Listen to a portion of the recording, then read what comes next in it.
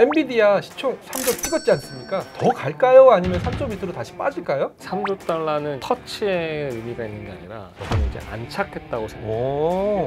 진짜 AI가 딱 스타트해서 시장이 열리면 돈을 제대로 벌어서 EPS까지 딱 꽂힐 수 있는 기업은 오.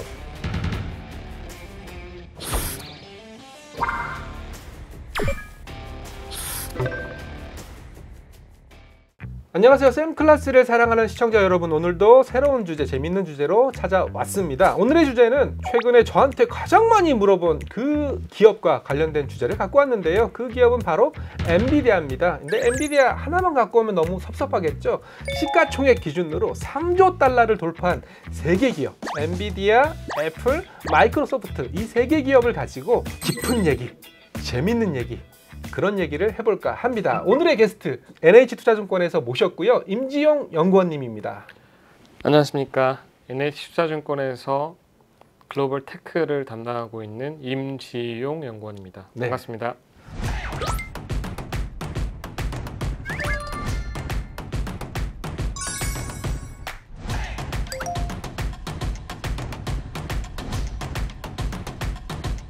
저는 임지용 연구원님을 뭐라고 부르냐면 지용이지 않습니까? 아이돌 AI계의 지드래곤이다, 이렇게 불러드리는데 메타버스 보고서 가장 먼저 쓰셨잖아요. 운이 좋았는데 네. 그 메타버스가 핫했던 그 21년도에 네. 하필이면 또 시장까지 너무 좋았었던 네, 네. 유동성 장세여가지고 네.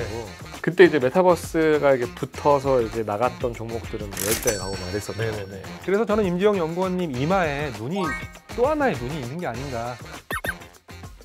그러면 우리 말 나온 김에 엔비디아 시총 3조 찍었지 않습니까? 예. 3조 달러가 어느 정도 규모인가요? 코스피 상장사, 코스닥 상장사 다 팔아도 엔비디아를 하나 못 사죠. 못 산다. 예. 단도직입적으로. 어떻게 더 갈까요? 아니면 3조 밑으로 다시 빠질까요? 시장에 3조 달러를 딱 돌파했을 때 이건 고점이다 라고 파신 분들도 꽤 있으실 거예요. 네. 근데 저는 개인적으로 이 3조 달러는 터치의 의미가 있는 게 아니라 저는 이제 안착했다고 생각을 하고 오. 이게 저는 엔비디아 시가총액의 이제 하단, 오. 사실 AI 테마라는 게 네. 거의 10년짜리예요. 야구로 비유를 하자면 네. 이제 2회 말입니다. 아, 이제 2회 말인가요? 주가로 치면 뭐 6, 7부 맞다고 볼 수도 있겠지만 네. 저는 이 산업 사이클 측면에서는 2회 말 정도라고 생각을 해요. 네. 과거의 어떤 그런 인터넷 버블 혹은 인터넷 사이클, 스마트폰 사이클보다 그 두 개랑 비교해 봐도 두 개보다 강하고 길 거라고 생각을 해요. 그래서 제가 과거에 PC나 인터넷이나 뭐 스마트폰이나 클라우드나 이렇게 봤을 때 전문가들이 시장 규모를 처음에 추정했던 게 있어요. 막상 시간이 지나고 나서 그걸 다시 까봤더니 네. 평균적으로 저희가 3, 40%를 과소 추정해요. 오. 그만큼 저희가 상상력이 빈곤하다는 얘기예요. 오. 이 말은 AI가 지금 막 전문가들이 얼마까지 갈 거예요, 초과 수요가 어떻게 될 거예요, 뭐 시장 규모를 추정하잖아요. 그거보다 나중에 시간이 흘러서 보게 되면 훨씬 더 큰 시장이 열려 있을 거라는 거죠. 2조 달러 혹은 3조 달러에 해당하는 기업들의 공통점을 한번 찾아봤는데 네. 예를 들어 이제 마이크로소프트는 이제 클라우드 시장에서 압도적인 지배력을 갖고 그렇죠. 있고 3조 달러 정도 되는 애플이나 마이크로소프트는 뭐 1,000억에서 5천억 달러, 순이익도 뭐 100에서 500억 불 이상, 이게 재무적으로 충분히 버는 회사들. 각자의 시장에서 정말 압도적인 지배력과 기술적 리더십과 생태계 주도권을 갖고 있어요. 그러면 AI로 보게 되면 엔비디아는 사실 AI 가속기 칩셋 시장에서 거의 95% 정도 갖고 그렇죠. 있잖아요. 점유율이. 경쟁사 대비해서 뭐 2, 3년 정도의 기술적인 뭐 우위에 있고. 그래서 저는 3조 달러를 정당화할 수 있냐라는 질문에는 명쾌하게 답변이 된다. 올해는 사실 좀 어려울 수 있어요. 그렇지만 타임라인을 좀만 길게 빼면 저는 충분히 4조 달러 가능하다 이렇게 생각하고 있습니다. 우리가 아까 리허설 때 IT 혁명이 일어났을 때 그 주기를 말씀해 주셨었어요. 뭐 스마트폰이 등장했을 때 몇 년 걸렸었죠? 기술을 수용을 하고 보급되고 뭐 투자가 회수되는 기간 뭐 이런 게 한 6년 정도 걸렸죠. 그리고 지금 챗 GPT가 나온 지가 얼마가 된 거죠? 이제 1년 반이죠. 아, 1년 반 됐군요. 네. 근데 우리는 지금, 저도 그렇지만 야, 수익성 안 나와, 돈 못 벌고 있잖아, 이런 얘기를 하고 있는데 그렇죠. 너무 조급한 거죠. 그러니까 거기도 지금 요즘 빠르니까 네. 반감돼서 3년이라고 해도 네. 이제 1년 반 지났는데 네. 사실 뭐 내년이나 뭐 내년 말에도 뭐가 좀 효용을 느낄 수 있을 만한 AI 서비스가 안 나온다라고 하면은 그런 의구심이 합리적일 거예요. 근데 지금은 그런 걸 기대하기에는 너무 빠르지 않나 라는 생각을 하는 거고, 엔비디아가 너무 많이 올랐고 AI 관련된 게 너무 많이 올라서 빠지니까 이런 사고적 해석이 나오는 겁니다. 그렇죠. 네.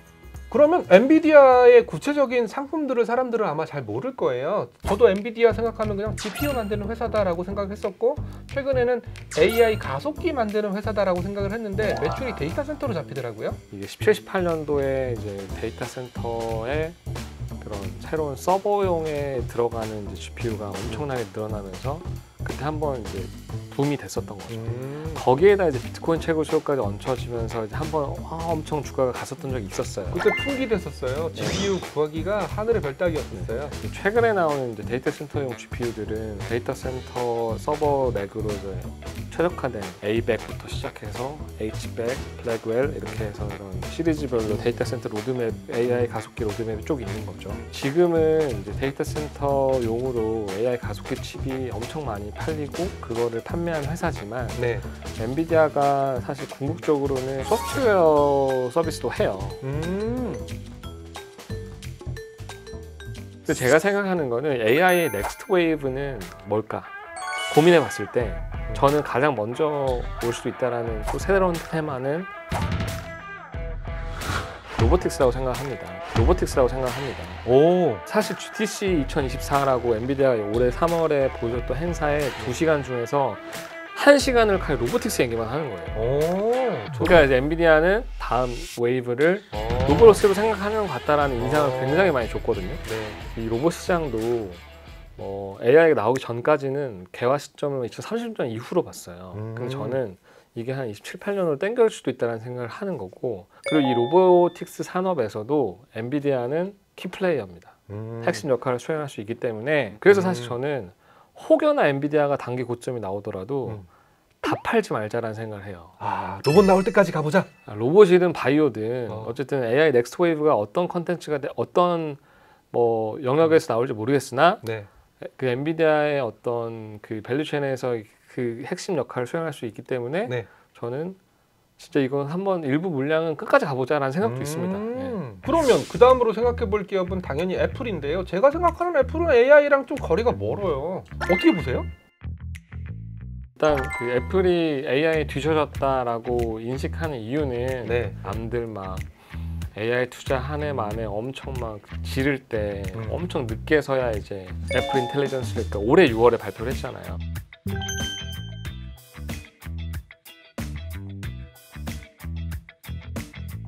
그 애플 인텔리전스가 되게 저는 키라고 생각해요. iOS 생태계에 엄청 많은 애플리케이션들이 있잖아요. 그렇죠. 그거를 LLM을 적용한, 오. 그래서 정말 우리가 돈을 주고 AI를 돈을 주고 이 서비스를 활용할 수 있을 만한 그런 애플리케이션들이 이제 애플 인텔리전스를 통해서 야. 쓰는 거니까 이게 그걸로 이제 정말 생태계를 만약에 먹어버리면 진짜 AI가 딱 스타트해서 시장이 열리면 서비스든 뭐든 간에 돈을 제대로 벌어서 EPS까지 딱 꽂힐 수 있는 기업은 찌는 애플일 가능성이 높다 이렇게 생각을 하는 거죠. 그리고 하드웨어적으로도 메모리가 많이 부족하기 때문에 원활하게 안 돌아갈 수 있다는 뉴스도 본 적이 있는 것 같아요. 이런 거는 이제 뭐 항상 신제품 나올 때마다 있는 현상이고 네.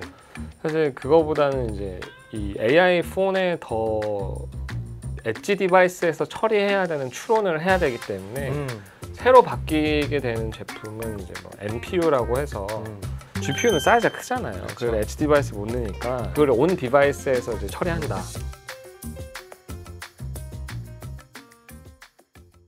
애플은 또 실리콘을 자체 설계를 하거든요. 그렇죠. 최근에 나오는 아이패드라든지 맥북을 보면은 뭐 M3, 뭐 M4 그 얘기를 말씀하시는 거죠? 그게 되게 본원적이고 근본적인 어떤 경쟁력이기도 해요. 다른 IT 회사나 스마트폰 회사랑 다른 게 애플 실리콘을 설계하는 능력과 경쟁력은 굉장합니다. 웬만한 팹리스 업체에 떼어놓고 봐도 되게 훌륭한 회사거든요. 9월 달부터 AI PC가 이제 막 본물처럼 나옵니다. 네. 신학기에 맞춰서. 네. AI PC나 AI 폰들이 실제 데이터적으로 잘 팔리는 게 확인돼야지 이게 진짜 AI 사이클이 이제 확산이 되면서 온기가 이제 퍼지는 겁니다. 그러면 애플이 결국은 AI 시대에 갖고 있는 비장의 무기, 뭘까요? 차별화된 경쟁력을 네. 가지려면 하드웨어랑 소프트웨어 역량 둘 다 있어야 돼요. 하드웨어, 소프트웨어. 네, 근데 이거를 최적화하는 능력까지. 그게 사실 애플이거든요. 저는 테슬라도 생각이 나는데요. 맞아요. 애플이나 테슬라는 다른 그런 빅테크가 차별화되는 거는 중국 마켓을 이제 갖고 있냐 없냐. 그리고 맞아요. 하드웨어와 소프트웨어 역량을 동시에 갖고 있냐 없냐. 요 차이인 것 같아요. 그러니까 저는 그 4조 달러 클럽에 가장 먼저 도달할 수 있는 기업이 애플이라고 생각해요. 사실 저는 애플이냐 마이크로소프트냐 엔비디아냐 셋 중에 하나가 먼저 도달할 겁니다. 그리고 4조 달러에 갈 가능성 가장 높은 기업 3개가 이거예요. 네. 이거 나중에 뭐 박제돼 가지고 임지용의 예언 4조 달러 먼저 갈 기업은 셋 중에 하나 이렇게 나오는 거 아닐까요? 그러면 마이크로소프트는 어떻게 생각하세요? AI로 과연 돈을 벌 수 있냐라고 했을 때 B2B 시장에서 이거를 가장 돈으로 이제 모네타이제이션, 수익화를 할 수 있는 첫 번째 주자가 아마 마이크로소프트가 되지 않을까라는 기대감이 있어요. 그러니까 이제 AI 기술 스택을 이제 설명을 하자면 삼각형을 그릴 수 있을 것 같아요. 근데 맨 밑에는 이제 반도체, 하드웨어, 그 위에는 이제 클라우드 컴퓨팅, 그 다음에 뭐 미들웨어나 이제 LLM, 맨 위에는 애플리케이션. 이렇게 기술 스택이 있다고 하면은 사실 이 피라미드에서 가장 마이크로소프트는 모든 사업을 하기 때문에 그런 밸류체인 측면에 있어서도 그렇고 가장 완벽하게 완성도가 높다라는 거죠. AI 기술력 측면에서도. 저는 이제 궁극적으로는 뭐 마이크로소프트 365나 오피스 쓰는 어떤 고객 베이스가 마이크로소프트가 3, 4억 되잖아요. 그렇죠. 네, 그러니까 그리고 또 윈도우도 있지 않습니까? 그리고 이게 또 중요한 게 뭐냐면 구글이랑 차이점이 뭐냐면 마이크로소프트는 기본적으로 B2B 비즈니스가 많아요. 고객 베이스가. 그러니까 기업한테 팔 때는 좀 비싸게 팔잖아요. 비싸게 팔기도 하고 가격 저항이 별로 없어요. 근데 구글은 애플리케이션 저희가 쓰는 지메일이라든가 뭐 다 B2C죠. 다 B2C잖아요. 근데 갑자기 AI 기능 붙었다고 해서 갑자기 돈 붙여 한 10불 더 받으려고 그래. 그러면 갑자기 막 저항이 많은 거예요. 소비자들은. 기본적으로 이런 캐스천 마크가 있기 때문에 구글보다는 마이크로소프트가 이 B2B 시장에서 이 AI 소프트웨어를 붙여 팔았을 때 훨씬 더 수익화를 잘할 수 있을 거다라는 어떤 기대감. 지금 이제 보여주는 과정에 있다고 생각을 합니다. 저는 마이크로소프트 하면 애저가 떠오르는데요. 애저는 아직은 아마존의 AWS에 뒤처지고 있잖아요. 과연 역전이 가능할까요? 저는 한 26년 정도 되면 붙을 것 같아요. 점유율. 굉장히 중요한 얘기인데요. 올해 1분기 기준으로 한 30% 넘게 있고 원래 이제 마이크로소프트 애저가 뭐 19% 이 정도였는데 굉장히 많이 올라와서 지금 25%까지 올라온 상태고 그리고 3위는 구글 클라우드고 아마존 웹 서비스는 사실 인프라 애저 서비스 ES 시장에서만 저렇게 점유율이 나타나는 거고 플랫폼 애저 서비스, 소프트웨어 애저 서비스 시장을 다 포함하게 될 때는 마이크로소프트가 좀 더 경쟁력이 있다고 생각을 합니다. 향후 이제 점유율이 이제 더 따라잡을 거다라고 보는 이유는 기업들이 이제 클라우드 선택하는 입장에서 차별화된 거는 AI 서비스, 그러니까 부가 서비스, 어떤 AI 서비스를 이 클라우드 업체가 제공할 수 있냐라는 측면에 있어서는 그럴 때는 이제 애저가 좀 더 메리트가 있지 않을까라는 생각을 하는 거고 전 사업부에서 사실 애저를 서포트할 수 있는 여러 그런 아이템들이 많아요. 그래서 그런 거 감안했을 때 저는 애저가 충분히 26, 7년 정도 되면은 뭐 아마존 웹 서비스 점유율과 비슷해지거나 혹은 좀 더 높을 수도 있겠다 이런 생각을 하는 거죠. 그러면 오늘 엔비디아, 마이크로소프트, 애플의 총평을 해주신다면 어떻게 하실 생각이신가요? 엔비디아는 여전히 AI 대장주의 역할을 대장. 대장의 지위는 변함없다 이렇게 생각을 하고 있고 마이크로소프트는 이제 약간 왕의 기환 이렇게 생각을 하고 있고 이제 애플은 반지의 제왕인가요? AI 늦었지만 AI로 가장 돈을 잘 벌 수 있는 그러니까 우사인 볼트 생각이 나요. 우사인 볼트가 스타트는 느린데 한 50m 지나면 그때부터 막 스퍼트가 붙어가지고 가속도가 붙어서 거의 1등으로 치고 가더라고요. 그래서 애플은 그렇게 봐도 될까요? 지금 현재 시점에서 그런 느낌인 것 같아요. 결국 결승점에서 웃는 사람은 번개 세레머니. 그럴 적절한 비유 같네요.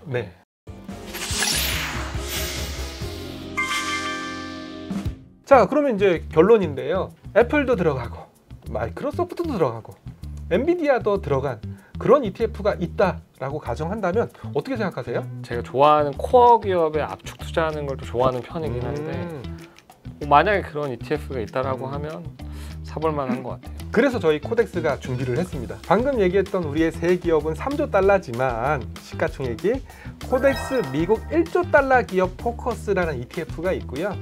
이 ETF가 방금 말씀하신 것처럼 마이크로소프트, 엔비디아 그리고 애플까지 이 세 종목의 비중을 75%까지 굉장히 늘린 그런 ETF예요. 그리고 또 제가 또 찾아보니까 엔비디아, 마이크로소프트, 애플을 담은 또 다른 ETF들이 있어요. 아무래도 이 기업들이 AI 시대의 가장 총아들이니까 코덱스 미국 AI 테크 탑10이라는 ETF에도 이 세 종목이 들어가 있고요. AI 테크라는 용어가 나오기 전에는 무슨 용어를 썼는지 아세요? 빅테크? 맞아요, 빅테크. 그래서 코덱스 미국 빅테크 10 ETF도 있습니다. 자, 오늘은 우리가 3조 클럽, 시가총액 3조를 기록하고 있는 세 기업을 축으로 해서 AI 산업 그리고 앞으로 AI 산업이 어떻게 활성화되는지 그리고 최근에 시장 참여자들이 굉장히 우려를 갖고 있는 수익성 그런 얘기들까지 한번 나눠봤습니다. 이상으로 오늘 쌤 클래스 마치도록 하겠고요. 오늘 임지영 연구원님 너무 고생하셨습니다. 감사합니다. 네, 감사합니다.